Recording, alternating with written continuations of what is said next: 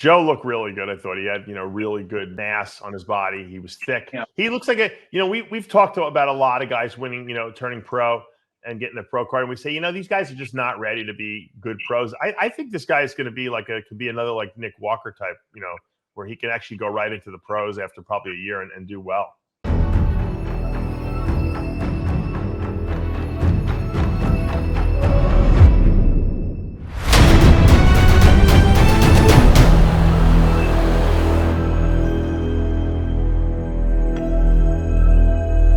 I created Species Nutrition with one mission in mind: to provide bodybuilders and serious athletes with no-nonsense supplements that work.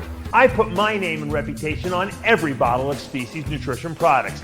If you want to be your absolute best, join the evolution.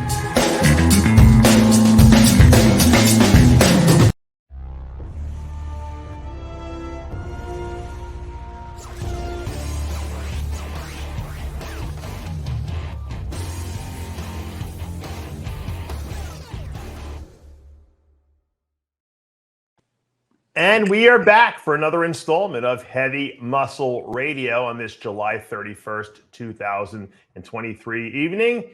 And we are almost in the month of August. And as we know, the last weekend of July is always the USA Championships. We have a new Mr. USA crown, and I'm joined, as always, by the technician, Chris Aceto, to talk about it. And Chris, how was your weekend? My weekend, it is Sunday, and I spent yesterday with my kids running around, and I feel like I'm depleted. Water balloon fights, with the younger kids, hide and seek, ride bikes, full day with the ever expectation that they would sleep in. 6:38 this morning, I wake up because someone's up. You know how that goes. But it's crazy. Because if I would have said the same thing 10 years ago to you, what did you do? We would have said we just got back from Vegas from the I would have. We would have got back from Vegas, but still, on the flip side, I have two. I have the two really young kids and the two right next to each other old young kids. So 10 years ago, I had the same age group that I was going through the same stuff with. It's like a double. We're traveling a lot more. You know what it is? It's changed. The world has changed. It's because you know what it is. Also, these shows are so big, now that they're almost like some people don't even go for the whole time. Like we used to stay for the whole weekend, right? I mean, whether you competed or not, a lot of guys just go for like one day and then they leave and a lot of these hotels will rent rooms different days to different competitors. Oh, you're a girl, you're not going until Saturday. Now the USA is only a 2-day show, but like with the Masters Nationals, I know people that went in, they competed on Wednesday, they left on Thursday, so. Yeah. Just as a reminder, Dave, I was thinking about it actually a couple days ago, is Dave would go and I would go with you. Yeah. You would go to the shows and you would sit in the front row for 3 days and we would do the quote play-by-play because it was on rxmuscle.com and you'd go and click on USA and there'd be you would try to upload pictures as fast as possible, but it would be like, Dave Palumbo, and you'd say, 300, and you do the play-by-play. You do a quick analysis of every single person. Yeah, even the bikini girls used to do. And then we'd do the wrap-up, and it was just, there was no podcast or this or that or the website, so there'd be couldn't get the information. Of people paying attention to it. Yeah. You couldn't get any information. It wasn't like Instagram where instantly you saw pictures of everyone, so. The first time I ever saw Instagram, I was with John De La Rosa when he was competing against at the Orlando Pro. He got second to Justin Compton. Okay. And he said something about Instagram.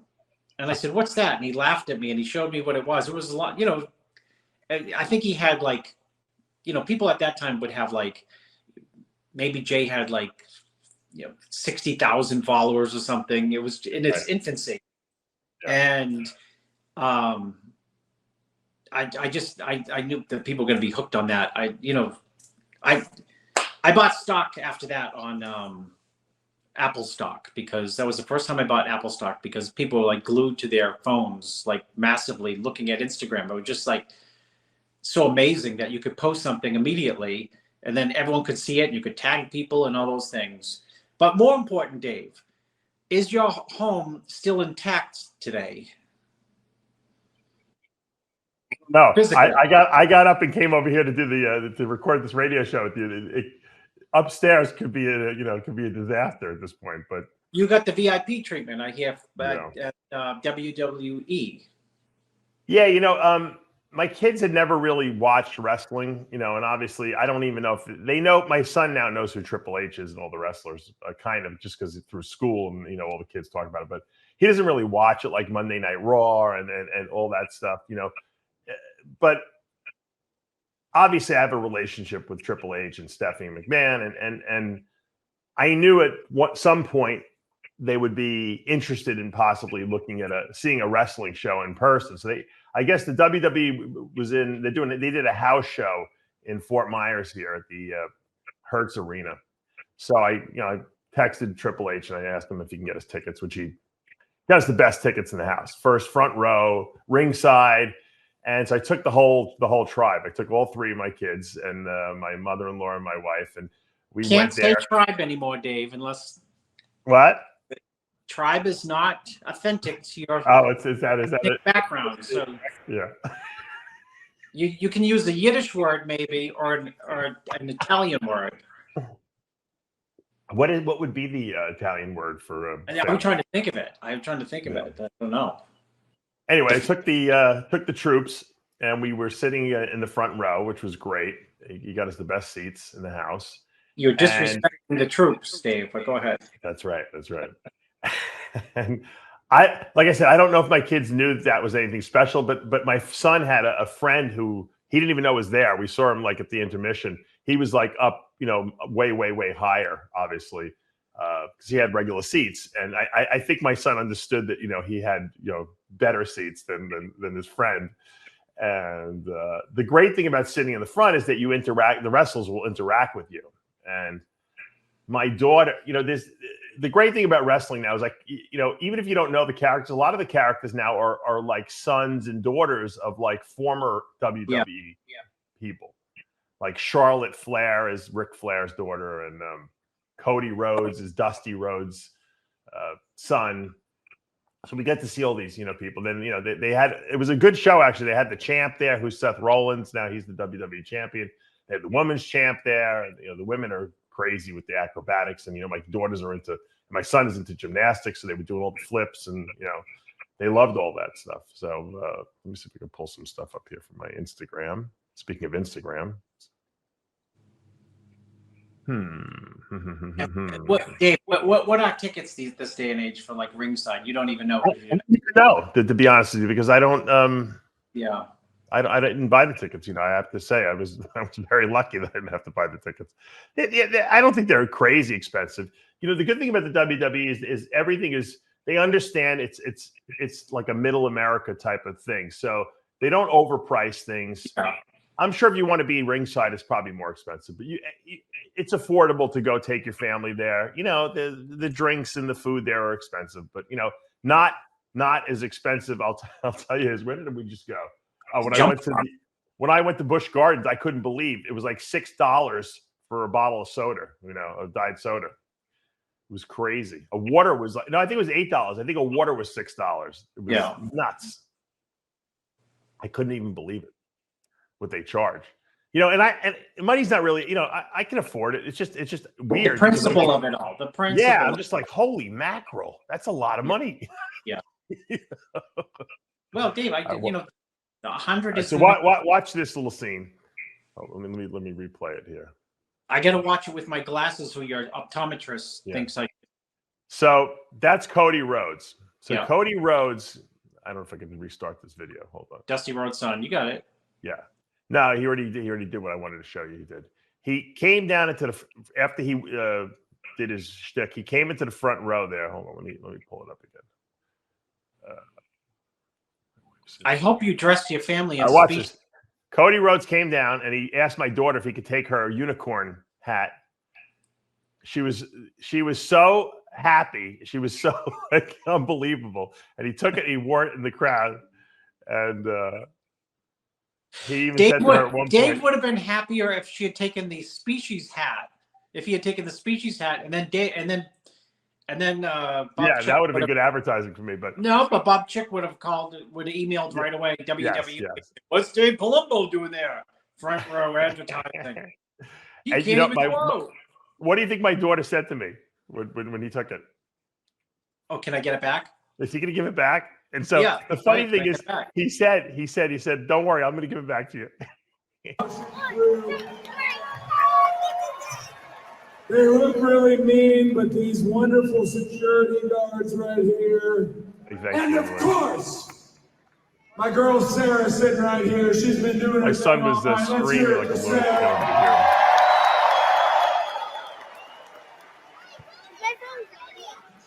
Still plenty to come up, including the song that you get to sing, the world heavyweight champion, Seth Frickin' Rollins.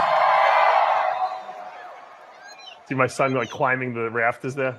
I'm going to give it back. He said, I'm going to give it back. I know. I was worried for you. I feel good about him right now. Guys, any chance to compete, to perform in Florida is almost overwhelming for me, for those who know my sport. So he was great. So they got, they were interacting with the wrestlers. They went nuts. They loved it, because of that. How could you not? Dave, which bodybuilders would have made the best characters for Vince McMahon's storylines? Oh, Ty would have been great. He would have been. Yeah. He would have been like the Ultimate Warrior. You would have loved looking at him, but you wouldn't know what the heck he was talking about. Dave, you know what? I knew you'd say that because he checks every single box for WWE superstar, right? 100%. Nasser could have been some type of villain. Now, NASA has no personality. He would have been terrible. He would have been good in the commentary box, put him in the box, Oh, yes, he can make fun of people. Maybe he could be like one of the villains. Jim Quinn would have been good. And Mike Quinn. Oh, Jimmy would have been great. Yeah, he would have definitely been good because he would have played it up. He was very mellow, like on the outside, but he could act. Yeah. You need people who have a big mouth. Believe it or not, Sean Ray would have been great too. Even though he's a little short, he would have been great because he's got a big mouth. Dave, let's just cancel the show because before we started the show, I was trying to tell Dave something, and he would tell me before I was going to tell him. And I said, Dave, I hope you believe. And when you said big mouth, I was going to say maybe there'd be a role for Sean Ray. But he would be great. No, he could have been cast as the Orange County pretty boy. Like, right? He definitely would have been a heel, a bad guy, because he would have been like pulling, well, he is tricks on people and stealing things from people. He could have played that kind of character. I would have been good. I was thinking about it. I said, what if I would have gone into wrestling? I said, you know what? I probably would have gotten hurt and it would have ruined my whole, and I would have hated it because I was into bodybuilding and everything like that. Like he even did a selfie. He took a man's phone and took a selfie with the kids. So. As I said, Dave, before we started the radio show, Vince McMahon is my father would love to use this word glorified. He's a glorified soap opera writer. He is. Like the idea, and I mean that in a complimentary way. Yeah. Because, no, I know you do. Before there were writers and staffs and this and that, he would just create these, storylines and villains, and they weren't as complicated as they are now and lengthy, but out of his own head. Yeah. And what did you say? And I said I was just going to say that. There's Omos. They say he's 7'3", but he's really not. But I think he could be like Mr. Olympia. That's Charlotte Flair. That's Ric Flair's daughter. She was in good shape. So, yeah, the kids had fun. I had fun. It was fun because there's the champ, Seth Rollins, and they got a good show. It was a house show, but they had all the superstars there. So that was. It was it's a different crowd of superstars than I was used to. When I would know all the guys like Stone Cold Steve Austin and all those guys. My son just he thought Logan Paul was going to be there. He thinks he's the coolest guy of all time. Don't forget, Dave, you have to get Tony Atlas on the show. I told you. I know we do. I know.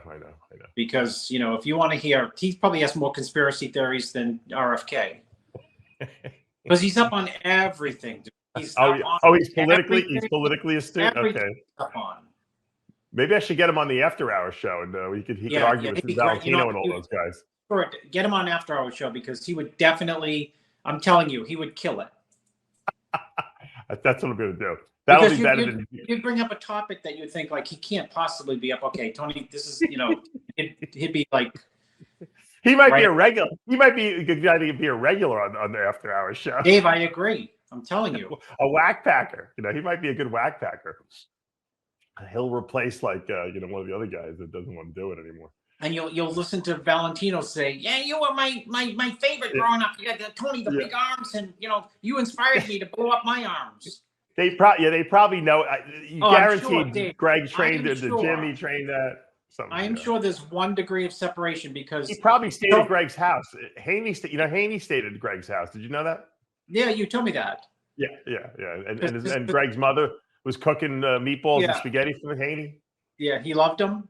Oh, Haney loved it. He goes, "Man, this is the best Italian food I ever had." He said. Yeah, remember, one Haney story because I like telling this story. Is when I first met Lee Haney, it was '87. And I was working at the bodybuilding camp, and Gaspari came with his little food scale, and Gary Stridham with his food scale, and weighing their foods, and Barry DeMay came, really quote high tech, just on top of his diet to a T. And Lee came and ate off the cafeteria menu. Oh, he pulled a Cedric. Yeah, it was like eggs and orange juice and apple juice and bran muffins, and he grew from that too, probably. Yeah, he was 87. It was probably like 9, 10, 11 weeks out from the Olympia, and wow. He was in great shape. Out from the Olympia, and he was still eating the menu food. That's great. Yeah, for at least for the first meal, because that's what I would see him eat for the first meal of the day. He's like, the food was free. Why would I bring my own food? Why would I buy my own food? I got free food here. So that's funny. Chris, you gotta be a little lax with the diet occasionally, and you get a good rejuvenation from that. Then you get back and you hit it hard. That's he had all kinds of he knew his body. He had it down pretty pat. And the irony is, I asked him in 1987, where did you get your? I didn't ask many people. Where did you get your training and diet, a lot of the basic core from? He got a lot of it from Fred Hatfield. Oh, I didn't know that. As I told you, Fred's mother rented from my grandmother for 30 years. Yeah. And my grandmother, who we're going to show you my aunt today. Oh, yeah. My grandmother used to call Fred, in an Italian accent, a fat slob. She used to call him a fat slob. And he... because he was a power lifter, and he was short, and he looked like perfectly round from the waist, because he had a big stomach from the waist to his neck. That's funny. And he had the 1,000-pound squat, and people knew him. And my grandmother from Italy knew of him as like a strong man, and she used to just say, "He's just a fat shit, fat slob." That's a definite Italian expression for sure. Yeah. My grandfather, the Italians are notorious when they would go to funerals. There would always be a couple there that were loud, and they couldn't keep their mouths shut. They'd be like, my father would say, his father would always embarrass him. He'd be like, "The guy was a no good loser. These people are all phonies here." My father's like, Pa, the guy just died. You can't say, you're speaking too loud. He's like, why? Who's listening? Dave, we got to get on to bodybuilding. Wait, listen, I just want to say that. Well, this is bodybuilding connected. It's Fred Hatfield who taught Lee Haney a lot, and Lee Haney will tell you to this day about training, understanding your body, and nutrition. Lee Haney. Let me explain something about Lee Haney. Lee Haney's the kind of guy. See, I couldn't do what Lee Haney did. Lee Haney, and that's why Gaspari couldn't do it either. I'll explain what I'm talking about. When you're a bodybuilder and you're so extreme and you eat healthy all the time and everything like that, if I were to go to the cafeteria food, place like Haney did, and I was in the middle of a contest diet, I said, you know what? I'm just going to eat here for these 2-3 days that I'm here. I would eat everything in sight, because as soon as I get the first taste of the bran muffin or the pancakes or whatever, I would be like, this is so good. I got to eat everything in sight. Haney can go there and eat portion sizes. He can be like, yeah, I'll have a half a muffin. I'll have this. I'll have that. I couldn't do that. I know Gaspari is probably the same way. He probably knew if he started eating that food, it would be all over. He would eat everything in sight probably. So Dave, you are a genius because listen, I swear to God, after that, people would get to eat with the bodybuilders at this bodybuilding camp, and they get to see like, you get to sit down and at a table, a large table, and like Lee Haney would be sitting there, and some kid gets to sit right next to Lee Haney, right next to Rich Gaspari. It'd be like sitting next to, whoever first and second is in the Olympia this year, the big names.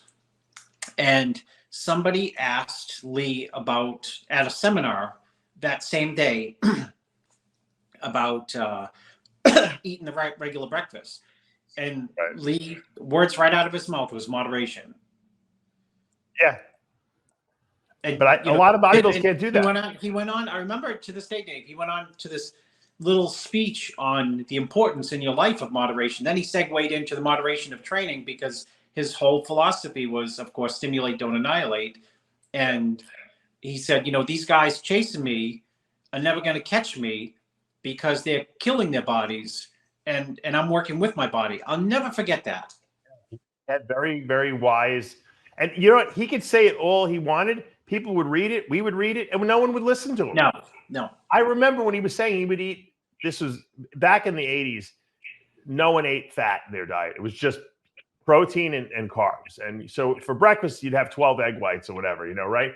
Haney always said, yeah, I'll eat 2 yolks. And everyone thought that was like nuts. Like, hey, what does he need 2 yolks for? He knew that if you ate some fat in your diet, you grew and recovered better, Dave, I can one up that. His quote was that if Mother Nature wanted you to eat egg whites, would have made it with no yolk. The egg would have had no yolk in it. That was the simplicity of, and he would talk about, what he'd say next? See if you can get it. What do you think he liked in the egg yolks? Oh, in the yolk? I don't probably Not, like some what? Lecithin. Good for the brain, right? Yeah.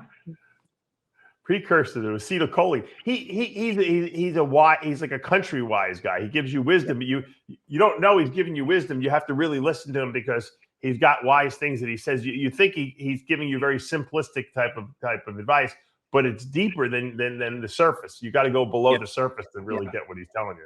Well, he's on a different level, he was very, very mature for his young age, like way more mature than his chronological age. And why he probably beat all these guys because he was too smart for them, Yeah. The other thing is, Dave, the last little Lee Haney comment, I hope maybe the last is that, you go to the gym and you see like, Mike Christian would do a workout and get pretty pumped up. Some people get like bigger looking when they train. Lee would he was already big, but he would like double in size when he'd do, including legs. He would get a pump. You'd just watch him, train, and you'd say like, God, he just blew up in this workout. Yeah. Some people look good when they get a pump in the gym and they look a lot bigger. And he was, bigger than everyone, but when you get a pump, forget it.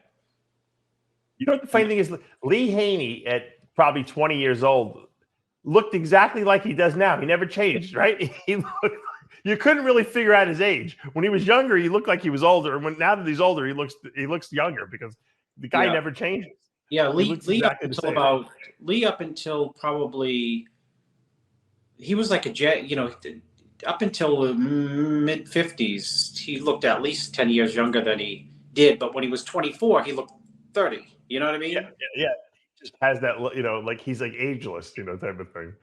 So you can't beat people like that because some people would just put on this earth to bodybuild, and I don't care how hard you train or how, you can't beat these guys when they're at their best. That's like Haney, Ronnie, Dorian. Obviously once they start getting the effects of aging and injuries, that's a different story. But I'm saying some people are just put here to be, I truly believe that. And I saw that when I saw Kevin Levrone. I've told the story a million times, when I went to his house in '96, when I was helping him for the Arnold Classic, and he took his shirt off. And I was just like, Blown away. Maybe I wasn't really meant to be a bodybuilder because this human being is not the same as me, and there's nothing I can do putting muscle wise on that will ever assimilate, or make me look like this guy. But we still love the sport and we still did it. So Dave, the 95 Mr. Olympia was on Wide World of Sports, which was the premier pre-ESPN around, everyone watched Wide World of Sports. And they interviewed like Gaspari coming off stage, Tom Platz coming off stage, and they had like a close-up like I am here. And, everyone looked like big and muscular. When they get to Lee Haney, he looked like his traps looked like they're coming out of his, the back of his head. Up to his chin, yeah. His chest was up to, and they asked him something, and I'll never forget. He said, "Mother Nature whip up some specialty once every generation." He said, and that's me. I would ask John Hansen to get that clip. Mother Nature whip up something special every generation. And he said Arnold was his generation. He said, and now it's my time. That's right. And you know what the sad thing is? We said this before, and may you rest in peace. If Cedric McMillan ever had Lee Haney's head, forget about it. Yeah. He would have been that generation's Lee Haney. I agree with you. Well, he had all the tools. I'm sure Haney, I think Haney said it too. Yes, he did. He's told me that. He said that Cedric had it. He just didn't have the head. Even Haney said it. He didn't have the mindset. All right, let's. I want to talk about one more thing before we get to the USA. I don't know if you follow powerlifting at all, Chris, but Jimmy Kolb set a world record. Now, you know what? Before everyone goes on and starts saying, "Oh, the guy has a bench shirt on" and all this stuff, benchers use bench shirts. All right. Yeah, I don't care what bench shirt he has on. The guy benched. Watch this. 1,400 pounds, Chris. Oh, you got to be a nutcase to put 1,400 pounds over your head. I don't care how many spotters you got there. Watch this. 1,400 pounds. 1,401 actually. All by himself. You got it. Boom, lockout. Shoulders, dude. That's the first thing I did. The shoulders. It's shoulder stress, right? Chris, watch what happens to him when he gets off the bench. He loses consciousness for a minute. He falls to his knees. Oh my goodness. Because think about the amount of weight you're lifting, how traumatizing that is to your nervous system. It's nuts. He's fine. He was fine after that. He has the official, Well, Fred Hatfield was in better shape than him. That's why my grandmother was, right. But think about it. Who would have thought, back in 20 years ago, I think what was the bench press record? I think that we had just got excited about them breaking 700 pounds. Yeah. And now it's double that. Double. Yeah. Not even not like 100 pounds or 200 pounds, but it's double that, Yeah. It's crazy. Yeah. And like I said, you could say all you want with shirts. Go put a bench shirt on and see how much you can bench press. Go do 1,000 pounds and see how long it takes you to be decapitated when the bar comes down and cut your head off. Well, you can't do this. You can't say, well, if I put on a bench shirt like that, I could do 500. It does add weight. Obviously, we know that because it's supporting everything, and they have spring and all the little things to go. But I don't care. And I said this about Jimmy Pelleccia back in the 90s. When he did that 10-15 bench press in Gold's Gym, Venice. He had a very, back then he wore it was a shirt, but it was barely a shirt. And, it wasn't an official lift. He kind of just let it come down and pushed it up. And there was 14 spotters there. But the fact that I told him this, I said, Jimmy, you had to be out of your mind to get under that weight because, you only weighed at 225 pounds. Yeah. You just had balls. He goes, yeah. And what was it, Dave? What would he get? How much was it that he did? He did 10-15. But it wasn't really official. It wasn't an official lift. I want to state that. But the fact that he got under the weight. Matter of fact, when he was warming up, I think he did 800. Lou Ferrigno was spotting him. And when they put the 10-15 on there, they couldn't get all the weights on the bar. They had to duct tape. Basically had to make collars out of duct tape to hold the weights on. Dave, next show, put that up, that video, so that we can see it. Because I remember seeing it. Yeah, I'll find it. And Lou said, I'm not. I don't want to spot you. Like he was scared. He was like, Jimmy, I like you. I don't think I can spot you. I don't want to do it. You know. And they got some the other guys to do it there. I think the Barbarian Brothers were there too, but crazy.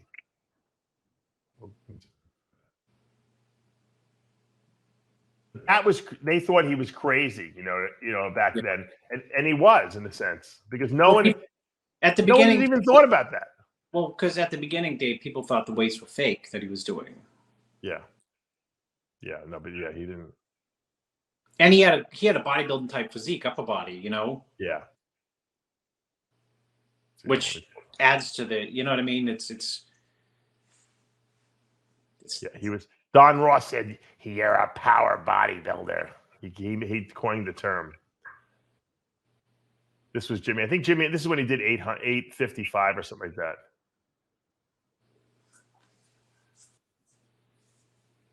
Look, look at this was just him warming up. He would do partials, and then when he did the final lift, let me see if it was so heavy the way it went all the way to his chest. You know, look at close grip too. This is, but remember, this was also back in the 90s. Yeah, you know, it wasn't like no one was doing this shit. Like, it was just crazy what he was doing. You know. Anyway, so that's Jimmy. But anyway, congratulations, Jimmy Cole.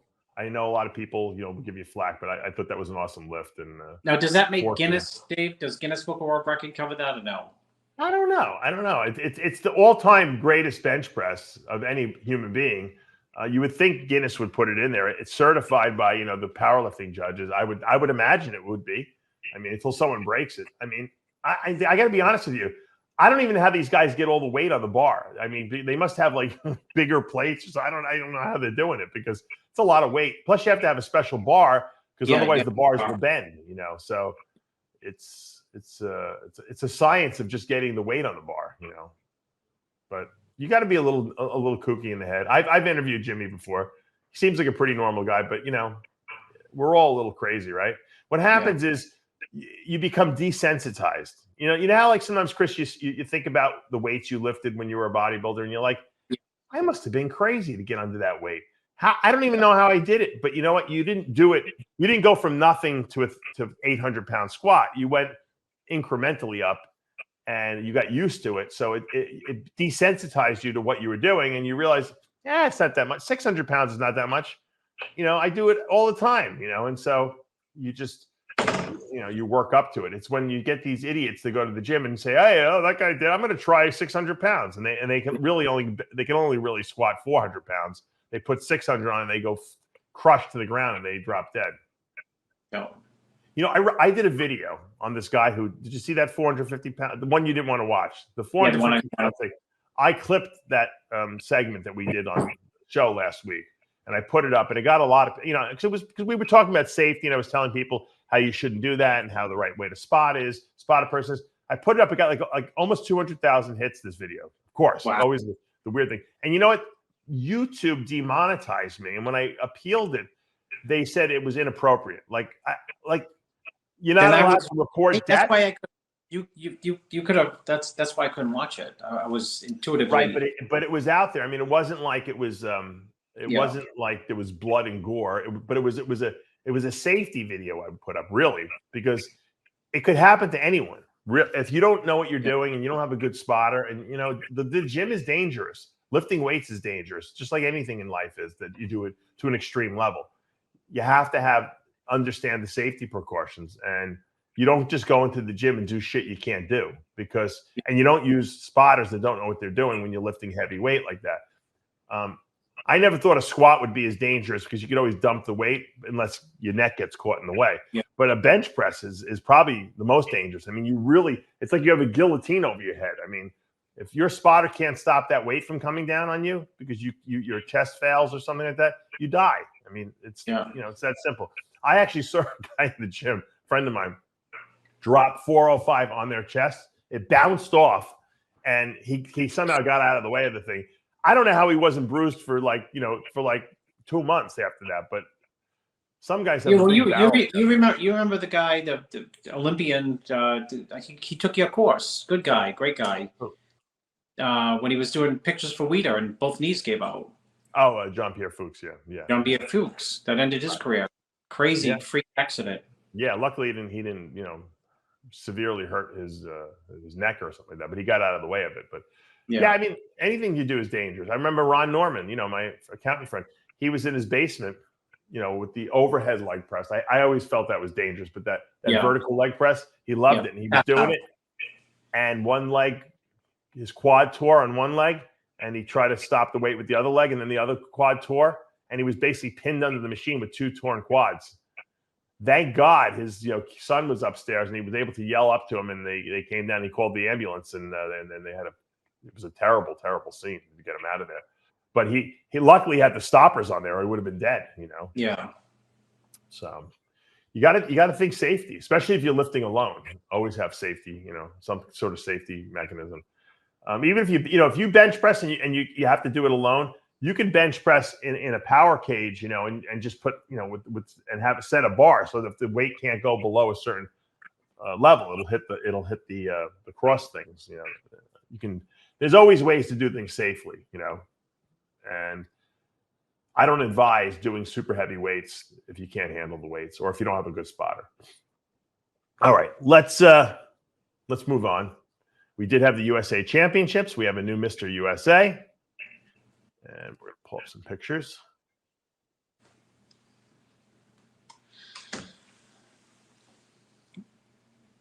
Dave's optometrist suggested I get what for my glasses. I said, these come from Sherwin-Williams. They're $4. He said, Justin Holt, my good friend who's a optometrist, he's like, get the anti-glare ones. He says, spend the money on it. I don't know if Sherwin-Williams sells those. Next time I go in there to get the tub and tile stuff for the Isn't it funny? You'll spend all this money on an iPhone and a computer, and we'll spend. And I do the same thing. You buy the $3 reading glasses in the supermarket. It's well, silly. The problem is I lose glasses by the dozen. Yeah. All right, Joe Palacios, our new USA champion. Kind of got the Mike Francois thing going on, don't you think? Physique wise, he just looks really good. I got to say, the picture. Whoever took the pictures, I guess this photographer for MPC, they were very dark.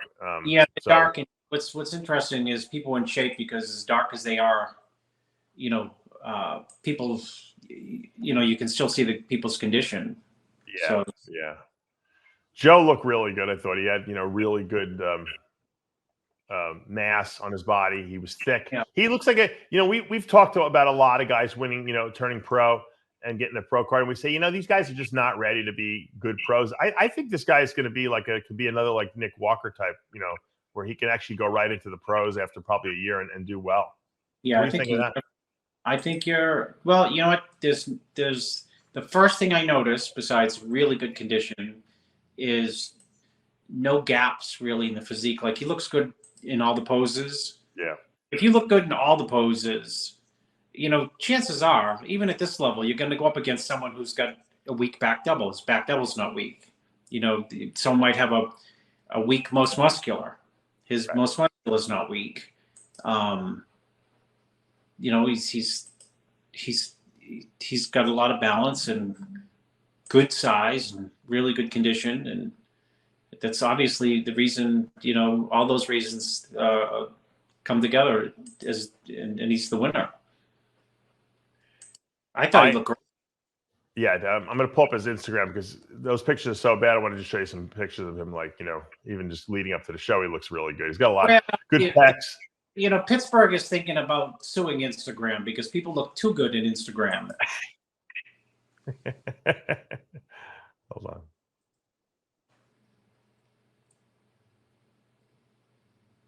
This is at how many weeks out? I think they say how many weeks out this is.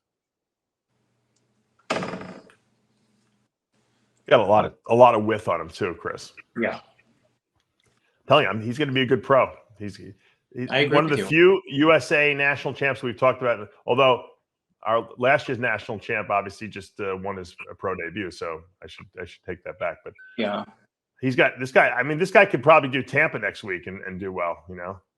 I think you're right. I mean, just a lot of size on him, a lot of mass, and it's a good picture of him too. Yeah, he's got a lot of density. You know. Well, he's got density and muscle maturity, which is it's a lot of times it's people who win the USA nationals to see this you know they everything looks good, they're in good shape, big, hard, but that idea of like muscle maturity is not there. He looks like he's got muscle maturity. Oh yeah, oodles of muscle maturity. That's that's polish and maturity. The guy who got fourth in that class looks like Brandon Curry. The young Brandon Curry. We'll get to him in a minute. Hold on. Let's just pull up this. I gotta like scour the net for like good pictures. You mean outside of the NPC news, because the pictures are really dark. Good enough, you know, they're good. So this was him with the whole overall champ, holding the trophy up. Here's the so let me see if I can zoom this in a little bit here. There's the super heavyweight lineup. So the guys were good this year. I mean, it was not a crappy lineup at all, you know, and that I agree with you. Very good lineup. Usually I hate to say it, we've been saying in recent times how, you know, the guys were not that great, but Eric Janicki came in second, Timothy Klein third, Bidey Farrell fourth, and Neil Austin in fifth. Pull up some of their pictures and see what they look like. Even though they're a little dark here.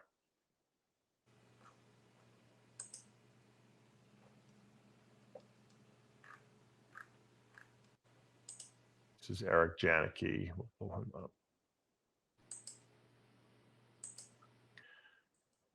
Feel free to talk while I'm pulling pictures up here. Yeah, Eric Janicki. The guy one has a hunter resemblance too in a couple poses, which I think this is second place super heavyweight Eric Janicki. Yeah, I thought he looked great. Good flow, tall, great legs. Yeah, conditioning is good. I think a lot of guys brought really good conditioning. I wish the pictures were a little lighter, but the conditioning is something that I'm impressed with. You know, big cap delts on him. You know, yeah, you know, I just think we have. It's funny how that things just go sometimes in cycles, and we just happen to hit a good one. This was it looks like, and you know, usually the USA is weaker than the Nationals is usually what we've been seeing. You know, is the good show. You know, so to speak. Yeah, and that's not the case this year. I think we got lucky. All right, let's pull this up here for a second. And I want to look at the heavyweight winner, Josh Manley.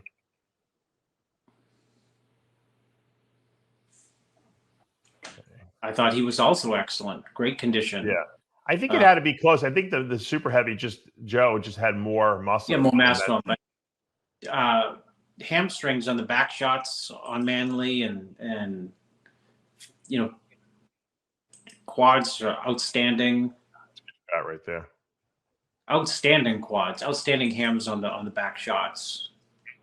You know, superside tricep where he twists, and legs are just outstanding. Did I say outstanding 3 times in a row?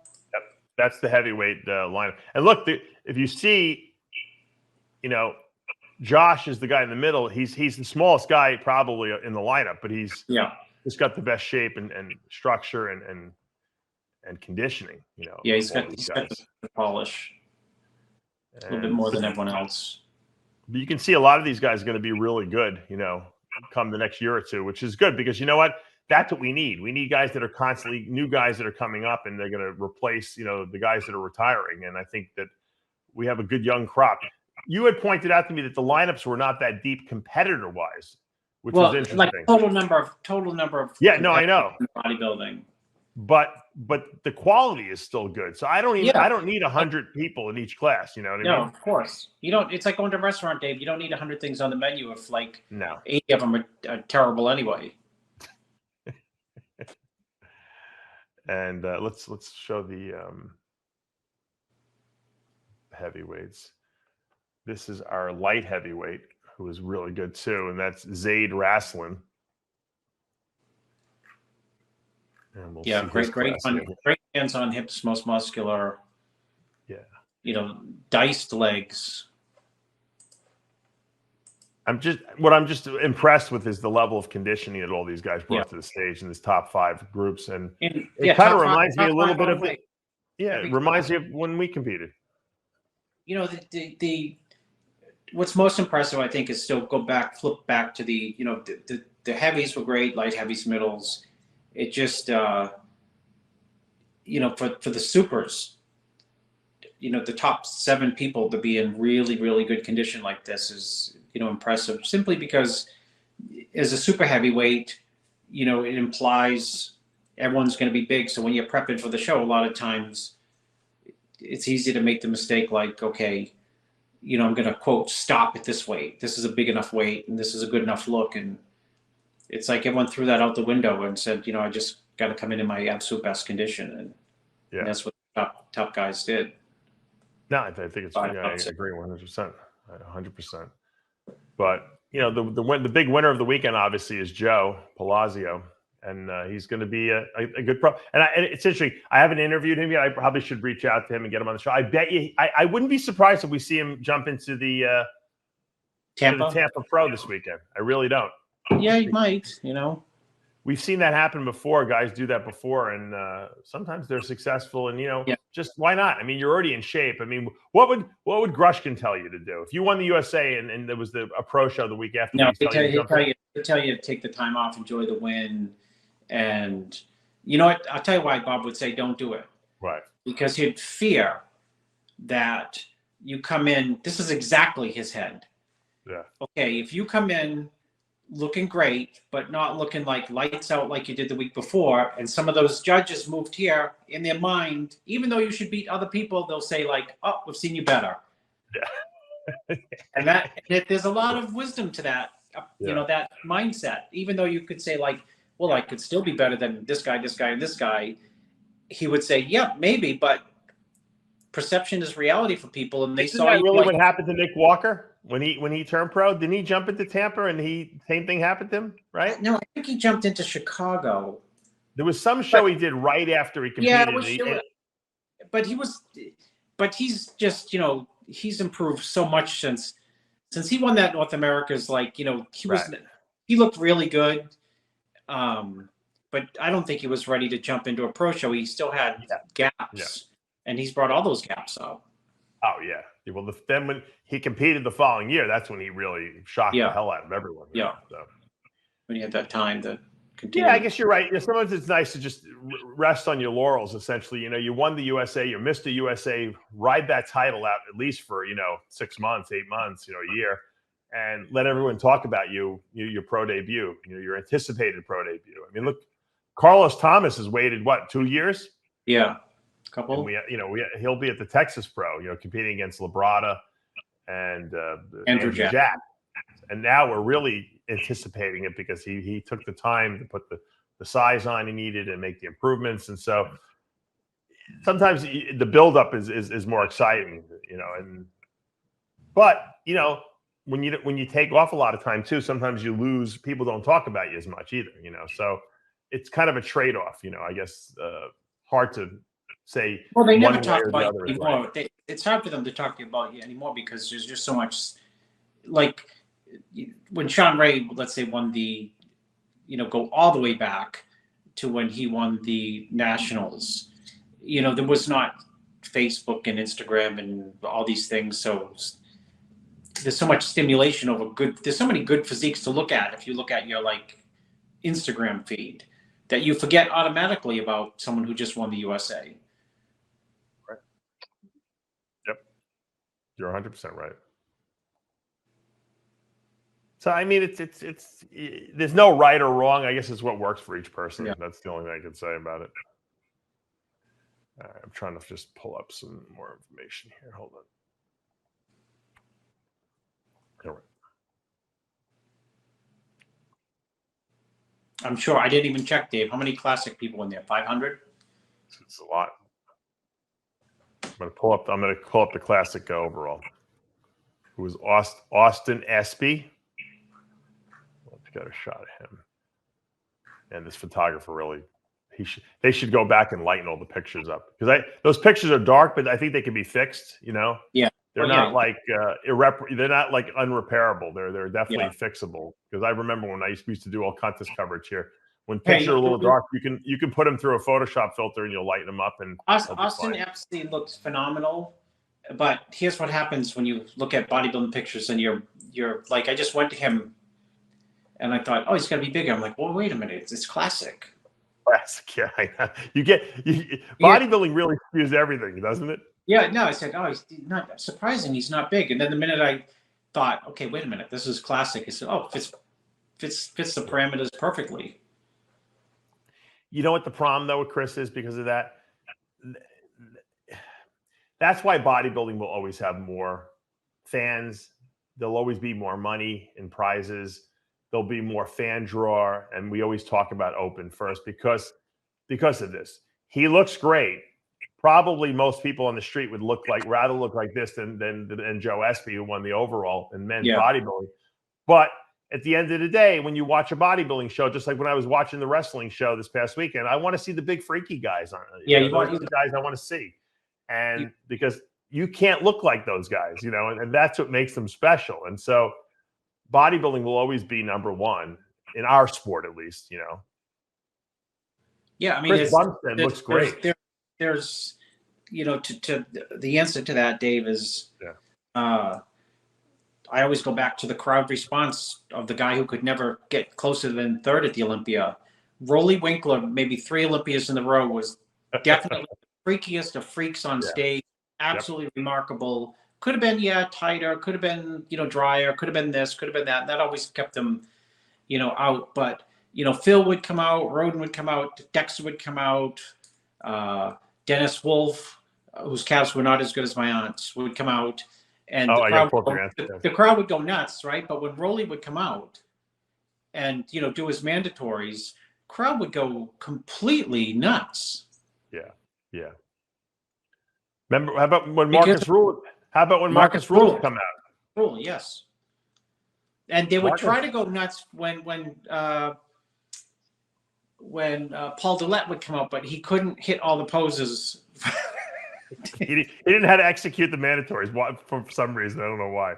Yeah, he just couldn't coordinate it. All right, hold on. I'm gonna pull up a picture that Chris sent me. Texted me yesterday. Genetics. That woman on the right is not Chris. That's his 83-year-old aunt. 83. Has better calves than Big Ramy. Well, I said that, Dave, and I was getting violent responses. And I said, she's 83, and people didn't believe it. So I sent you the pictures of some of the top pros and wanted you to scale the calves, which I circled, like she's better than Ramy. She's better than Dennis Wolf and Dexter. So she's got them all beat, the calves. She doesn't beat Nick Walker. On her 75th birthday, she jumped off a pier into the ocean on an island in which she summers on for the last 50 years. And she didn't hurt herself. No. When Dave, you would have Colin Van Moger did it, he tore his a tibia, a fibula, a shoulder would have been, something would have gone wrong. A tooth would have fallen out. Yeah. I think Colin Van Moger actually saw your aunt that day, and that's why he decided he was going to jump off the cliff too. But he messed himself up when he did it. Can you post the pictures, Dave, of the ones I sent? I have to email them to myself. I didn't send those. Oh, come on, Dave. I'll do it while you're talking. Keep talking. Yeah. So when she was 75, she jumped off a pier to celebrate her 75th birthday. How high was the pier? Huh? The pier, Dave, the pier is so high up that I never did it when I was a kid because I was always afraid. It's where the boat comes in, hooks up with the dock, and it's probably the difference between the height of the dock where she jumped off and the where you hit the water is probably 25 feet. Oh my God! Yeah, that's high. And they videoed it right from the ocean, so from a boat floating out, 30 feet from the pier, and that's what she did. Did she hesitate at all, or she was like fearless over it? There was a little hesitation. You thought she was gonna. That was what was great about the video. There was some hesitation. You could see that she was thinking it through, and then she said, "Screw it, I'm going for it." And it looked like somebody trying to commit suicide. Yeah. Jumping. There was not a lot of grace in the dive. It was more. It was just. She dove. She didn't just jump. Oh my god. She like. Well, that was the hesitation. It looked like a dive, and at the last minute, it just turned into a jump, and then she had to swim. Then she had to swim to the platform at the base of the pier. Yeah, that's my son. My son we go to Sunsplash. It's like a little water park by our house here, and he likes to go on these big slides, but then he realized he has to swim to the side where he's in like 20 feet of water, 20-foot depth water, and he panicked. The lifeguards had to pull him out. But those quads have atrophied. I mean, those calves have atrophied. They started to shrink after 7. Let me pull these pictures up here that you want me to show. I'm only putting them up because you want to see them here. Yep. I don't want to hear messages. Okay, so that's Dennis Wolf, obviously. Obviously, his back double is better than hers. His back is phenomenal there. Yeah. Lonnie Teeper would always say, every time everyone would say how great Wolf was, he's like, he doesn't have calves, Yeah. And there is Big Rammy's calves, which are definitely worse than your aunt's. Well, Rammy's calves are better than Dennis's. I don't know about that. But, and then there's Dexter's calves that are non-existent. But my mother's calves were bigger than my aunt's for the longest time. I don't know what happened. That's funny. And my mother, honest to goodness, Dave, she used to never worked out a day in her life, and she used to have quad separation. Wow, you had good calves. Yeah, but they were high. They weren't the sheep. Yeah, but they were thick though. They were good. They were higher. They weren't like hers. Like she has the Matarazzo calves going on. Like. I always say that the New England guys always have great calves because they all have come from a work ethic where they have to work at construction and do some kind of manual labor. So they have the big arms and they have the big calves because they're always doing manual. That's why Jay's is so big, right? Because he had to do. His father made him dig ditches. Dig ditches. Got to get out of that ditch when he was a kid.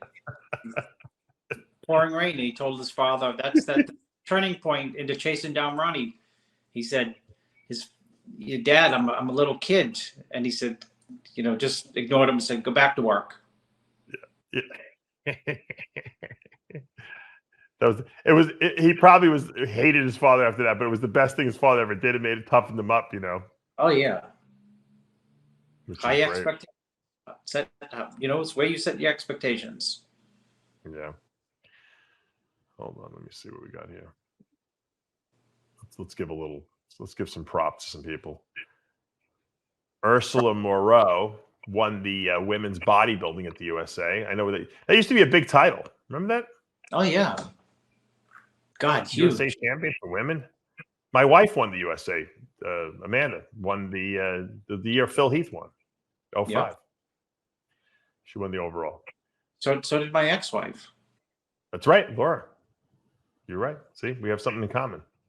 David, does it ever end? No, never.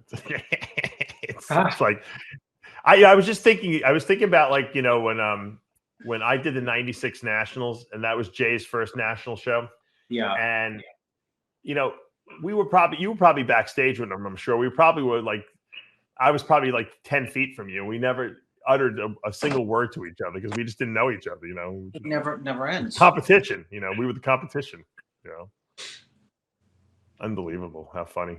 I said the same to Romano. I was around Romano for so many years before I ever said hello to him, Yeah. The weirdest thing. Let's see the women's physique. Astrid Cruz. She could have probably won the women's bodybuilding too.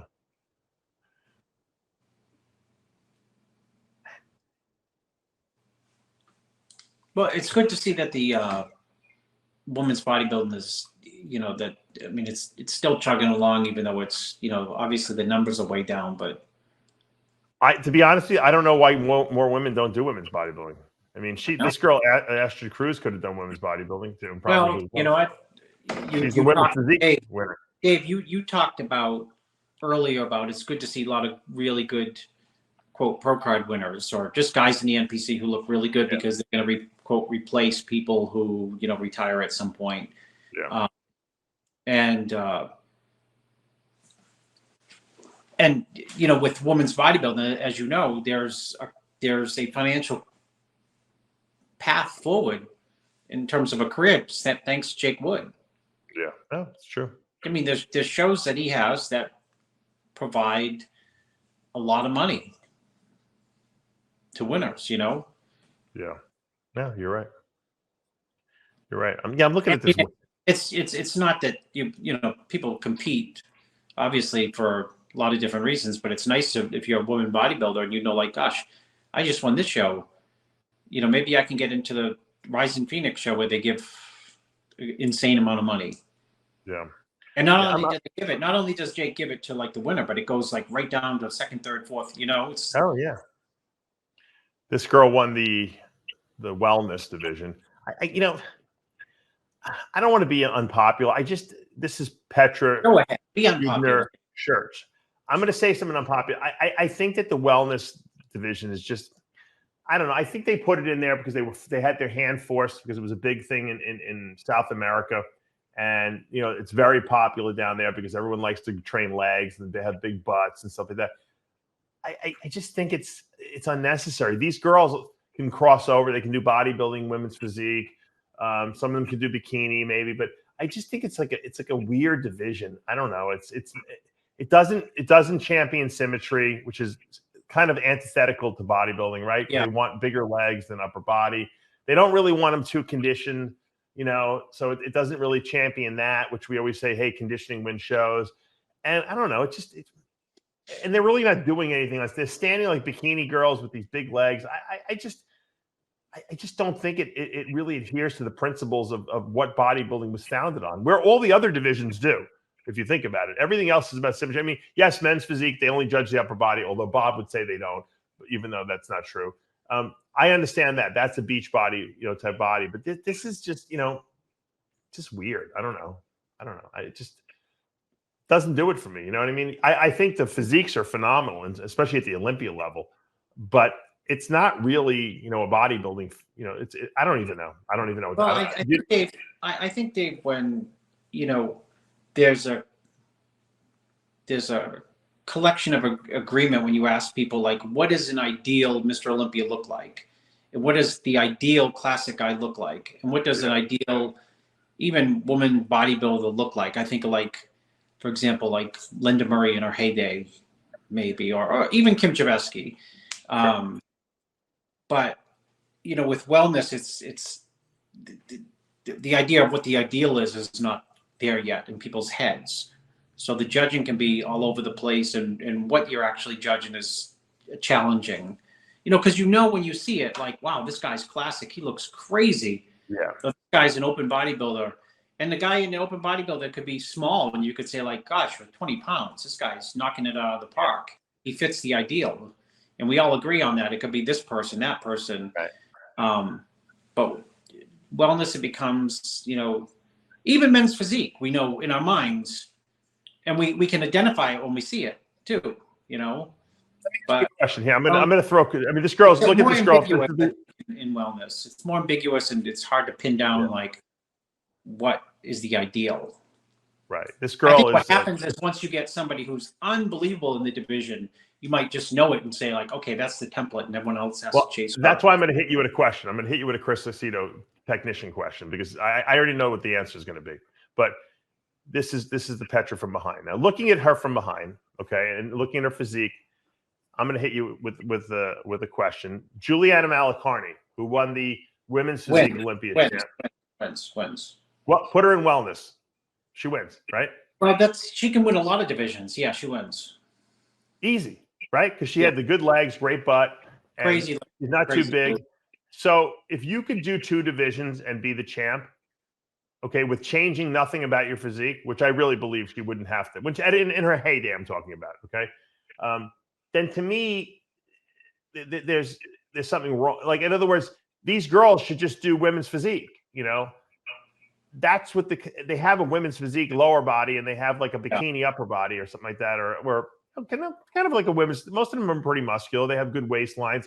A lot of them in really, really good condition. I don't know why there's a distinction between women's physique and wellness. I mean, I know what people say, glutes, and then they get these girls shooting their glutes up to make them look all bulbous and huge. And well, that's why first thing I was going to say, but I didn't say it, but I'll say it now, is when you said Juliana Malacarni, who I just ran into. I told you that, like, at Steve's gym. That's why I mentioned her. And I looked at it. I told you the last year, I looked out a corner of my eye and I said, "This is why this gym's nuts." I thought it was like a housewife, because I didn't have my glasses on. A housewife training like she's training for the men's Olympia. She was doing lunges with 45-pound dumbbells in each hand. But she had real glutes. They look like, well, they were real muscle. Yeah, I know exactly what you're saying. Yeah. Dave, Juliana, if you're listening, she's only, I know she's married now, but she's only like 9 weeks out from stage appearance. She's got the cap triceps, cap delts, big legs. You probably could do wellness now and probably win, you know? Yeah. Coming out of the gym, she could probably do it. I did ask her. I think I said that. I said, "Why are you training so hard?" She said, I don't know anything different. Yeah, she I remember when she was trying to fit into the figure division, they told her to, she can't get her legs any bigger. Yeah. And she was like, all right, well, I just won't train legs. And she said she hated it because she loves to train legs, you know? Yeah. So this is her in clothing. I mean, that's wellness, right? It's also women's physique. Big legs. She's got it all. Come on. Arms. She's got everything, dude. Yeah. But that's why you want balance. You want balanced upper. Why do you want to create a division that only looks at they look at the upper and lower, but it's out of proportion. Dave, you know why? They only look at the upper body, so that's fine, you know. But maybe the analogy is like, I mean, you got your nutrition line, which God, why do you think on your own show you have the right to display these supplements? But I mean, we've talked about this. If everyone was selling and everyone was clamoring for like a pre-workout mineral formula, which you thought like, why would I make a pre-workout mineral? At some point, you might just say, you know what, Chris, I'm just going to make a pre-workout mineral formula. I'm going to give it a try because I understand the business aspect of it. I think, I want to see our organization grow. So I understand why they made the division and it is pretty successful, but I think it's watering down the other divisions, because what I'm noticing is there's not as many figure girls competing anymore. Yeah. And there's not as many women's physique. So what you're doing is you keep taking the same pool of people and just dispersing them out.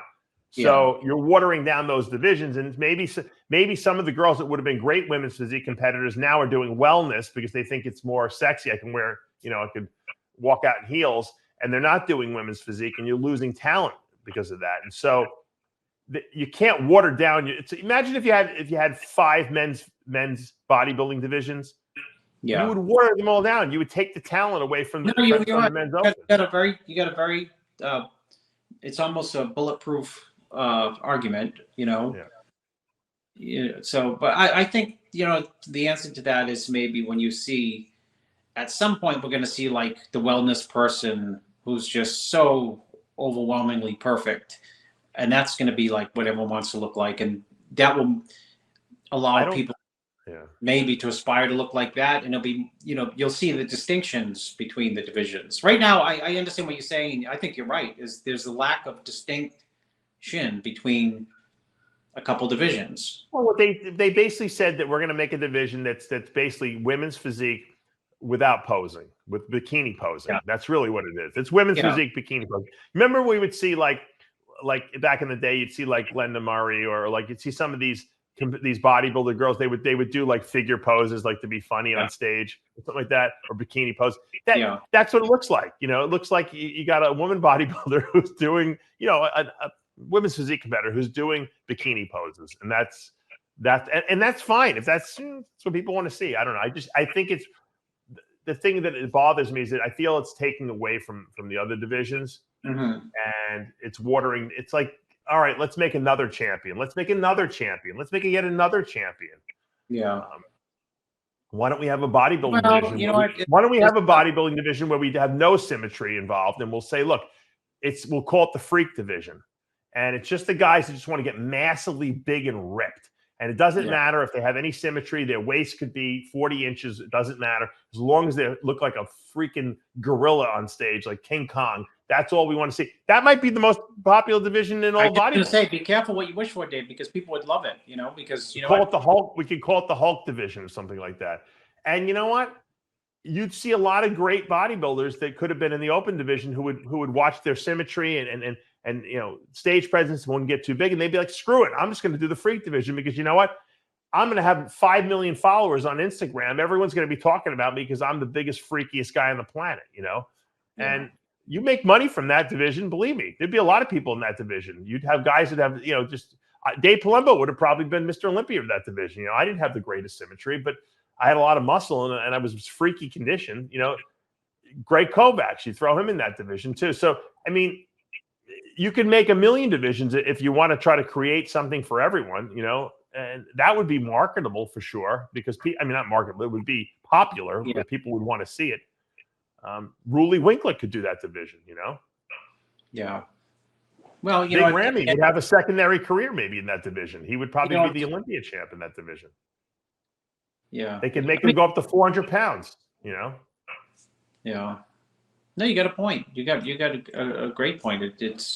You're using absurdity to some degree to illustrate, the finer points of what's happening right before your eyes.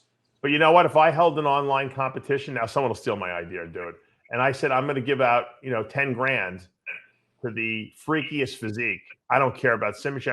I want the biggest, most muscular, leanest, veiniest, ripped physique. And we're going to judge that online. I'm going to have Chris Aceto judge that it's going to be Chris Aceto, Tony Atlas, and Lee Haney are going to be the judges of this competition. Now, because we're all too biased, we're purists. Lee would say. All right, I'm going to give Greg Valentino. Who else? Lee Haney would get upset because he'd go right for the V taper. The V taper with Lee is everything. All right, Lou Ferrigno, Greg Valentino, and I don't know. I'll find another person. Will be the judges of the competition, and you'd see. How many entries I would get into that competition? Oh God, tons. Be ridiculous. Yeah, be ridiculous. Maybe I'll. And then be demonetized by YouTube for what? I don't know. I don't know, for something. All I have to do is put Lee Priest's name in a title on YouTube, and they demonetize the video. They don't even they automatically put it into demonetization. Then I have to appeal it, because I can't figure out if it's actually Lee Priest himself or if it's actually the word priest that's doing it. But I think they got Lee on a list or something like that every time. What's his middle name? Didn't he used to go by Lee McCutcheon or something like that? Or Lee? McCutcheon is his real last name. His stepfather's name was Priest, so his stepdad really was the guy who raised him with his mom. So he took the stepdad's last name, Priest, but his real legal name is McCutcheon. That's his real father's biological father's name. Lee is thinking of coming to the States to help RFK campaign. That was. I love I got him. I got him in all to RFK. Telling you. Did you see what he? I thought you were frozen for a second. Nope. Did you see what he said about Biden? RFK. Oh God, what did he say? Well, at first he wasn't putting Biden down at all, because he's like, I want to try to bring the country together. I don't want to start bashing other candidates. I want to just kind of promote my own agendas and explain to people how I'm going to fix the country. But I guess he had, with the whole Biden scandal with all the money and the Ukraine thing, he had a comment. He was just like, "This is despicable," essentially. Well, it's insane. Of course, it's despicable. Yeah. And you Dave, I don't know if I'm still trying to figure out if you're trying to pull a fast one, and I don't know if RFK is using those supplements that you're hawking in front of you on your own show. because he's still the best physique. We've talked about that ad nauseum about how crazy he looks. Yeah. He looks full. You know what I mean? You know when he has a dress shirt on, his pecs and shoulders look full, like he just came from the. If you hear him talk about working out, because he did talk about it on I think I forget what show it was. I don't know if it was Bill Maher. One of the shows he was on, he was talking about it, and he was talking about drop sets and strip sets and supersetting. So he obviously Milos's plan, dude. That's Milos. Maybe Milos is working with him. Maybe Milos has got him on the insulin. I'm gonna text Milos and find out if he's prepping RFK. The guy's 69. He looks great, but you know what? He eats right, and I don't know if you know he's into snakes too. The guy's been collecting snakes like his whole life. Especially he goes herping outside and Dave, you got two connections there. Yes. You got three connections. The first is snakes. Second is working out. The third is Arnold, because Arnold doesn't like you and does not like RFK Jr. No, but the other connection is that we're both like really against the established medical community, because we think that they're promoting poor health practice, which is because exactly the established community says Dave Palumbo never got his degree, right. and well, they tell him, and they tell him you're a lawyer, right? You're not a yeah. Like he's you're a not lawyer who tried the opinion. Yeah. Well, when you try medical cases where you're suing medical companies, you got to get a good understanding, right? Yeah. You have to kind of know the law. You have to understand the science of what you're talking about. So it's great. I don't know. Everyone's saying, "Oh, he'll never win." I'm like, you know what? People are sick of what's going on. I said, I think he's going to win, because people just don't want to see the same stuff being put forth. And I was watching an interview. I can't remember who it was with, who was saying that the most dangerous thing going on in the world right now is the whole Ukraine-Russia war, and we are like the biggest. Biden administration is the biggest instigators in that war. They're not trying to settle the war. We're trying to flame the fire of that war. That's nothing new with that, Dave. That is nothing new. That's been going on for 20, 30, 40, 50, 60 years. Yeah. We've been at war since Saddam didn't have weapons of mass destruction, even though we did, and that's why we went. And if you wanted to say back then, maybe we shouldn't go, people would say, "Oh, which side?" George Bush 1 said you're either on our side or the terrorist side. So when anyone tried to say, maybe we shouldn't go to war, they'd say, "What are you, on the side of the terrorists?" So we create these issues, or we're part of them. That's whether we create them or not, that might be an oversimplification, but we are a player. And how much money have we? I don't know where I actually stand on the Ukraine-Russia thing in terms of how much we give, but and I'm not for free handouts, but we're given a lot of money, and we still have a lot of issues in the country with poverty. And send your son, Dave. Send your son to. Oh, well, you're in Florida, so you can go to college for free. Yeah. You're already paid. Kennedy said he would end the war in one day, because you know what? He's got it. The president Trump's of the United States should go in there and sit down. What? Yeah. No, you got to go in there and talk to these guys and put them at the table together and negotiate, a settlement. No, we don't want to do that. We're fanning the fire. We're like, here, Ukraine, take more weapons, so the war, thinking of course Russia's pissed off at us. We're making it difficult for them, I don't know. The whole thing, I always think that war can be avoided. And I don't really believe that there are leaders that believe in, hey, I want to go to war. I think our government likes war because they think it's, gives us a power position. But I don't believe that anymore. I think this world we live in is about economics now. I mean, China proved that, right? I mean, if you want to be a power in this world, you got to be an economic power, not a military power anymore. I mean, we should just start producing more stuff in this country and stop worrying about producing weapons, in this country. I just, I don't know. I think we need a change in who's running the country. I believe that either Trump or Kennedy would both be better than what we got right now. That's for sure. Well, we'll leave it at that. I hate to talk politics, but you know what? I'm becoming impassioned by it because you're the most apolitical person. I'm so I know. enamored that you're suckered in by RFK. That's why I brought it up. Yeah. Really, You know what? I was the first guy who was actually going. So I try to call these guys out. That's trying to sucker you in, Dave, with him by saying, you know, he looks full and hard, and then Dave gets into the policy after that. No, because you know what? I'm a man of science, and you know what? When Kennedy starts, quoting studies and calling these shysters out and saying, you know what? I'm not anti-vaccine. I want these vaccines tested for safety before they're released. And they're like, we do that. And they're still saying that Kennedy's lying. And you know what? Yeah. Fauci called him a liar, and Kennedy sued him. He said, you produce one study to show me, one safety study of all 72 vaccines that are on the market. Show me a safety study. They couldn't do it. Fauci can't say we were wrong. We don't have any studies. Let's try to, you can try to connect it a little, because nutrition is your forte.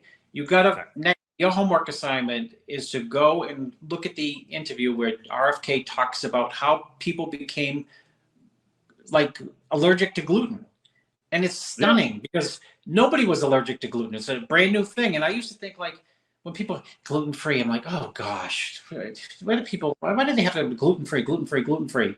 I just dismissed it. But I dismissed people claiming that they were gluten-free, gluten sensitive. And when he dissects like how the science behind due to chemicals, how people became gluten sensitive, hypersensitive, it's stunning. All the chemicals. So if he's used, my point is, if he's right there, you know what I mean, give him his props and move on to other things that he's right on. Well, he backs everything he says with studies and with evidence. He doesn't just say, you know how like there are some people that they call conspiracy theorists who just kind of spout off like these crazy conspiracies, but they don't really give any evidence for it. They kind of like make up a scenario that sounds interesting, like these flat earthers. They say, oh, the earth's flat because of this and this and this and this, but there's really it's just kind of like circumstantial type stuff that people say, well, maybe they're right. But he gives you he's quoting studies, and he's using the data that the people who are running the government and NIH and all these things, they use the same studies, but he's actually using their studies and saying, you guys we know what the answers are. Yeah. You guys are lying to us because we got the studies here. I don't know what you're talking about, but this is what the studies say. You say something else, but these are the studies. And, the fact that he's not afraid to go out there and call these guys out, to me, that's the guy I want, running my country. I want the guy who's going to be like, not afraid to say, here, guys, this is the truth. This is what's going on. And he's going to declassify a ton of stuff if he gets in there as well. I'm sure the first thing he'll declassify is the JFK files, because that's near and dear to his heart. The irony having to wait all that time to get a president who's directly related to get things declassified. But, I think people love an underdog. Yeah. What makes the Rocky movies so like seductive. And he's an underdog. And, we are watching right now, as of 10 days ago, the entire 2023 cancellation process of him because of what he said about vaccines and who they don't affect. So his biggest round, if it was a Rocky movie, is these next coming rounds because everyone's galvanized around what he's got to have debate about, who is immune from COVID, and that's what they're going to use to try to like cancel him out. I keep telling you, Dave. You have Roger Stone on the show. You got your connections. Try to get him on the show because I'm working on getting him on the show. Believe me. People like him are like the people who I know. People who got elected to office, small scale, stunning. And you ask them, how did you get elected? They said, you know what, Chris?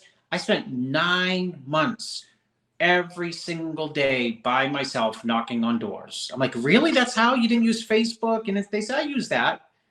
But that's how that Anthony Weiner guy got elected. Did you know that? What's that? The U.S. House of Representatives guy, Anthony Weiner, the guy who was sending dick pics to to underage girls. He got elected. They did a whole Netflix documentary on this guy. They said he was the greatest campaigner of all time. He would all day long. He's like a Guy Cisternino. He would be out there knocking on doors, and that's how he got himself elected. But he would knock on doors, and then he'd see like whoever would come to the door, the 13-year-old daughter behind, and say, "Hey, can I get your, phone number?" He was just personable, and he touched people on a personal level. And when you go shake someone's hand, and then you go to the vote, you're going to remember that guy. He had the ultimate meltdown on Patrick. What's the day? David. No, I'm sorry. But Patrick David gave him credit. He said, I gotta say, I admire you in one sense. You're the greatest campaigner of all time. Yeah. Well, I mean, you know what? It's funny. But you know what? If bodybuilders should vote for RFK, I'll tell you why. Because you know what? He's not going to make steroids more illegal. If anything, he's going to he'll take away the regulations on steroids. He'll be the only guy that will ever be in there and will say, you know what, this is idiotic. We're going to declassify marijuana and hallucinogenics. Why are anabolic steroids on the controlled substance list? Hey, Dave, you're hitting logic today on like every level. You're on like your A+ game. I'm trying to convince all the bodybuilders to vote for him. This is the guy. You know who made them illegal? Biden. Yeah, the guy who's president. He's the one who made them illegal in 1990. People don't know that. So between him and the guy from Kentucky who froze in front of the camera, Mitch McConnell. What happened to him? Did he have a seizure or something like that? He's 80. You know what? Everything you need to know. You know what? I'm not a Trump fan, but and the irony is, talk about energy. Trump has 900 times the energy. He might be nuts, but he has 900 times the energy of Mitch McConnell and Joe Biden combined. He froze. There's a time to bow out. And, Ken Langone, Italian guy, started Home Depot. He was like CEO up until, oh my God, I don't know, very old. And he talks like you talk. So you don't think there's any mental decline whatsoever. And he retired. And, he said, he used to say, I retired, spend time with my grandkids and my kids and, I've spent so much time building this company. When really pressed on it, he said, I retired because mentally I realized at meetings that people who were subordinates of mine were like on their A+ game, and I was on like a B- compared to what I used to be. Yeah. And now people is it logical to think, speaking of logic, that Joe Biden and Mitch McConnell at both 80 and 81, that they're on their like A games? They're not even on their C games mentally. No. So I think that Trump was on the an MMA, UFC radio podcast. Yeah. I think Rogan won't put him on there. He wanted to be on Rogan. Rogan said no or something like that. And so he was on this MMA, and he was good. They were talking about fighting, and he was talking about all the old fights like Foreman, Ali, and he was very good friends with Ali. I didn't know that, but until the end. Yeah. Until the end, they had a flap at the end. He was talking about the Sugar Ray Leonard fights with the Roberto he promoted Duran. all those in Atlantic City. He was at all these fights. He was at the one when Tyson lost in Japan there, wherever it was. Because a lot of the fights, a lot of the big fights were at the Atlantic City. You've been there. They had that's where Sean Ray won the Nationals. I went to see it in '87. At the same place. It was it was like an old-fashioned, weird venue, outdated. But that was where Trump had all the fights when Trump had the hotels in Atlantic City before they went bankrupt. Right. Well, Trump also said, UFC was banned in New York for a long, long time. Yes, that's right. They couldn't get venues, and Trump was giving the UFC venues, and they were letting them fight in Atlantic City. That was the only place you can do the UFC initially. They said it was too dangerous. You want to know, speaking of senators, who was the number one guy against UFC and said we'll never legalize it in this country? Who? The nemesis to Trump, which was the Arizona governor. Governor for a year, McCain, John McCain. John McCain said, we will never allow it to be legalized in this country. look what happened. I know, it's so weird. It's more popular than boxing now, you know. Oh gosh, it's remarkable. Well, Trump gave a lot of props to Dana White. He said that what Dana White was able to do with the UFC is unbelievable, because they were on the balls of bankruptcy for years because they couldn't get anyone to sanction fights. And Dana just was relentless, he said, and just would not quit. And he said, even to this day, he's like a workaholic. He said, there's no one better than Dana White. And, you know, Trump doesn't give props to many people. He really, really said that Dana White is what made the UFC as popular as it is today. Dana used to spend all his summers in Maine. Oh, I didn't know that. That's funny. Yeah, little tiny. He still has a giant, I think it's 50 acres on the water. And it's like the smallest, most rural. I'm pretty sure. Wow. I think he grew up in Maine. Because he mentions it a lot. You Google Dana White, Maine, you know, it comes up in terms of, you know, he's here. He's here, you know. I'm trying to think of the name of the town, but yeah, he's got a big farm. It's a farm on the ocean where he can escape. Yeah, looking at it right now. Yeah, he's got they say he's got a big house. Yeah. What town is it? Dana White's house in Maine is awesome. It says here. See if I get a picture of it.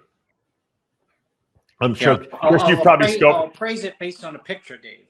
You've probably scoped out that property, I'm sure already. I've scoped out so many properties, Dave. Speaking of bigger real estate, I went to someone's house, Dave. Isn't it funny? I relate everything to bodybuilding, and I've always used the metaphor. You know, I use it with Samir Bannout. There's nothing worse. You know, you need balance to be Mr. Olympia. You need everything to be Mr. Olympia. Right. Sometimes size is overemphasized because we're talking about a freak division, you know, and, you know, purists like Samir would say, you need everything. And I'd say, Samir, you don't go into a house that's 3,000 square feet and the kitchen's 50 square feet. You would say, I can't buy this house because the kitchen's right. It's out of scale. So if you have like no quads whatsoever and everything else is perfect, you're done. Right. So I compare it to like houses and stuff. I went to someone's house recently, invited me to his house, and I told Jose as I was driving to it, I'm you know, someone's house I was going to. It's a big mansion on the ocean. The guy didn't build it; he bought it at an estate sale. But when you pull up and you see the house, it is 100% perfect on the outside. It is the perfect location on the ocean. You know, you drive up and it's stunning, and then you go in it, and everything is wrong. Between like the quality on the inside is all skimped on, and then you have these weird chopped up rooms, and the kitchen's not in the right location, and the kitchen's too small for the grand house, and I was thinking bodybuilding. It goes back to, you know, you need balance, and the weirdness is, a couple people I said, you know, I went to, you know, quote, Dave Palumbo's house on the ocean and such, and they said, you did, you know, what it looked like, and I said, it's not like, you know. And they said, did you take pictures? And I said, well, that's the point. Of course I did. But I didn't. I took after the first one. I didn't continue to take them because I was like disappointed. You know what I mean? Right. I know what you're talking about. So, you know who's got an incredible house that I'm sure you've seen it. Patrick Bet David has that thick house. I know where that house is, Dave. It's beautiful. On the Miami, what is that? The Intercoastal right there? No, he's in Fort Lauderdale. Fort Lauderdale, which I'm sure there's people listening, but they're not my age. Fort Lauderdale on the Intracoastal. When you start to go up the New River, the houses are fabulous and spectacular and grand and architectural gems and the outdoor space. So I had a boat on the New River, way up the New River, way up the New River in the 90s. I used to dock it up there. And my friend, who was a big real estate guy, used to come on my boat, Dave. He's from Maine. And we'd go up the New River, and as you go up, you get into very sketchy neighborhoods. Okay. And he told me, Chris, one day when you look left and right, instead of seeing just the grass riverbank, you know what I mean, and people fishing, and houses from the 50s that look like they're teardowns of 40s, he said it's all going to be high-end condos, 20 stories, 30 stories. God rest his soul, he's dead, but that's exactly the way it is now. Wow. But knew. Patrick, it used to be, so the tip of the New River, which connects to the Intercoastal, was always super crazy high-end, crazy gorgeous homes. And then as you went up the New River, it would, like everything, it just would, it wasn't so grand the further you went up, which is why I had my boat. Like I had my boat way up the New River, right? Because it was cheap. Of course. I bet there's probably no cheap places anymore there, right? No, Patrick, his house, and I took that boat once trying to see Sylvester Stallone's house in his heyday, and I ran aground out in front of Sylvester Stallone's house in. Did you really? Oh my God! How embarrassing! I had to have it towed off. Me and Laura, we had to have it towed off of. Wow. He lived in the Grove, around Coconut Grove. Yeah, around Coconut Grove. I forget the right. Near Grove Island. And back then, he spent some gazillion dollars on the house. You could drive your boat in there. There was no like restrictions or anything like that. That's why I got. That's Dave. Word for word, what I said. I said we could just pull right up. Little did I know, because I got too excited, that the water, although it looked like it was the ocean, it got super crazy shallow. So I'm gunning it up, and all of a sudden I come to like a stop, and I'm like, "What is going on?" We ran aground. Oh man! The good thing is, if you run aground in Maine, you destroy the boat because it's a rocky coast. Oh yeah! Around his house, it was mud. Can't you just wait until the tide comes up and you can kind of just get out of there? No, because the tide is not like Maine. In New York, 20 feet, 10 feet. It's like, Okay. So we ran aground in front of Sylvester Stallone's house. That was my claim to fame. You should have taken the dinghy right over to his property and just walked in and said, "Hey, I had a dinghy. I could have let it down. I'll do your diet for free if you could tow my boat out of here for me." That was probably 95. How old was Sylvester Stallone? It was 1995, 25, 30 years ago. He still was like, it was his heyday. It was his heyday. Yeah, he probably was, doing Rambo and Rocky and all those things. Yeah. All right, we're going to wrap up today. Congratulations, Joe Palacio, Mr. USA. And we will try to get him on the show for a little interview and give him his props. We actually interviewed the teen national champ, Justin Grinberg. I did that last week. We're going to put that up this coming week. Really good kid, super focused. He's got a Cody Montgomery head on his shoulders, Chris. He's going to be a big name, I think, in the future. He won the middleweight in the overall team nationals. He's 19 years old. He actually just did the Muscle Beach this past weekend and won his class in the Open there. So congratulations. On your show, Dave. Tony Atlas on the crazy After Hours, Tony Atlas. We got to get him on, no doubt about it, because I want to hear those stories. All right, we're going to wrap up today, as we say every week here at Heavy Muscle Radio. The truth hurts. Sure does. We'll see you next week, guys.